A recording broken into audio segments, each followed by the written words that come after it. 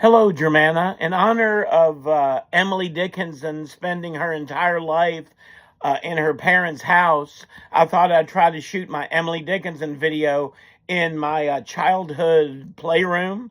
So there's Waylon Jennings is in the 8-track over there. There's wrestling posters. There's a Johnny Cash marionette over there. But in some ways, I've been taking care of my mom. She has dementia. I'm sort of stuck here all day. So I thought maybe I'd feel more at home shooting this video in my childhood bedroom or in my childhood playroom. Maybe in my last set of research for Emily Dickinson, maybe the most important thing to remember is that she's a distant cousin of Taylor Swift. And I didn't know that the last time I did research. It said in Wikipedia that Taylor Swift's quill pen songs are about her connection to her cousin Emily Dickinson. But anyway, I wanted to go over Emily Dickinson's bio and then maybe a couple of her poems and general themes in her poetry. I have my sheet here. Emily Dickinson's dates are 1830 to 1886. Her dad was a lawyer, a congressman. I believe her father founded Amherst College. So, very wealthy New England, Massachusetts family. Emily got the reputation as being isolated and eccentric. She always wore white. She was in the garden a lot, and she didn't really talk to too many people. And the older she got, the more she stayed in her bedroom every day, so no one really knew her. As a child, she went to school. She was a good student, a good writer. But as she got older, her religious father confined her to the house. Like in 1850, 1860, 1860, or 70, a woman's life was in the home. You marry like a rich guy. You can't be a lawyer. You can't be a doctor. If you're a woman, you have to marry a rich guy. A lot of people write about her sexuality. Kind of any man she met over the years, they became pen pals.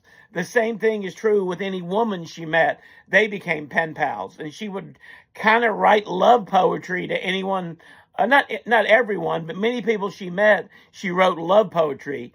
So no one really knows. Most people think when she died, she was a 55-year-old virgin. So you should feel her pain.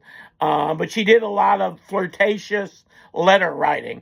And she might be considered the greatest letter writer in American history. Some people think she was in love with her sister-in-law. And many of the letters and the poetry, if you read between the lines, it seems like she might be in love with her sister-in-law. I'm looking at my sheet here, going over some of her radical poetic themes and her style. Certainly her writing style is odd, strange dashes, strange capitalization. Much of what she wrote is a bit like the Protestant hymnal. If you know your Protestant hymns, you can sing every one of her poems like you would sing, like in church, a hymn. You can also sing it to the Yellow Rose of Texas. I don't know if I should do it, but she knows I've done some hard times. You stumbled and you fell. You just kept my pride from dying. You saved my soul from hell. She's the diamond of the desert. She's the golden flower of spring. She's the yellow rose of Texas. She can make a man a king. Sort of like that. I might sing later again in class. But her style is very interesting, kind of elliptical language. A lot of her poetry is about music and gardening. Most of her, if she wasn't in her room in the house, she was out in her father's garden gardening. So she knows her stuff as it applies to gardening. I wrote poetry of observation and description. So maybe she sees a snake in the yard and she'll write 20 poems about what the snake does, how the snake moves. So sort of poetry of observation and description. Many of her poems have, I would say, bizarre death fantasies. She's so bored, 55 years in her house by herself, no love, just writing letters. She's so bored in some of the poetry, she wants to die. Like death is a mystery lover that's going to come and take her away. There's many religious poems. She addresses many poems to God, like she's in her bedroom talking to God. She's incredibly bored. Also, another theme is wild nature. Everything in her house is the same day after day, month after month, year after year. Nature comes through, a snowstorm or a storm. It's wild and uncontrollable, and that's attractive or maybe even sexy to Emily Dickinson. There's what critics call her master poems. She'll be writing to a mystery lover, usually a man, and it's almost like a godlike Christian man that's going to save her from her miserable life. She knows her like dream lover is coming, like Taylor Swift, Travis Kelce, and a lot of her poetry, she's her mind is separate from her body. She generally doesn't use her body, if you know what I'm saying, talking dirty. So she's all intellectual, and she thinks of her body almost like over there, like an object. She's the subject, her mind, but her body is an object over there. A couple of the poems I wanted to chat up. I really like I'm Nobody, Who Are You? It kind of fits with our modern social media culture. So we're all on social media begging for likes.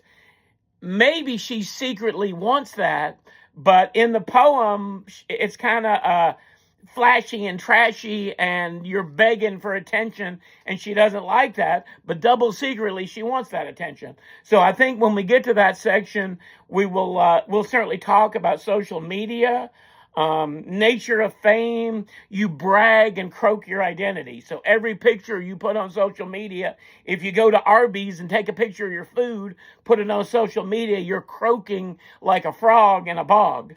So another poem we'll talk about is After a Great Pain, a Formal Feeling Comes. What I said before about mind versus body, she's very introverted, in the house all the time. She almost like sees her body as not attached to her mind, like seeing her body. There's poetry where she's dead and she's looking down on her body. So body's objectified, self-observation. Another poem I like, I Heard a Fly Buzz When I Die, kind of a bizarre death fantasy. She's the mind looking down on her body and she's dead, and there's a fly in the room, like at her funeral, buzzing around, and she's describing the fly at her funeral with her dead body. So it's maybe a little bit like Edgar Allan Poe, if you were in my class before. Also, we're going to do Edgar Allan Poe. And then basically she's so bored, she's fantasizing about her own death. And then the last one in my note here is A Bird Came Down the Walk.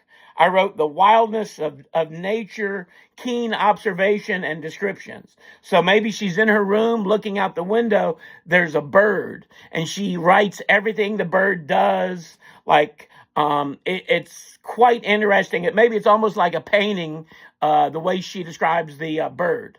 Okay, that was pretty quick and dirty. But that's the introduction to Emily Dickinson from my parents' basement. Okay, see ya.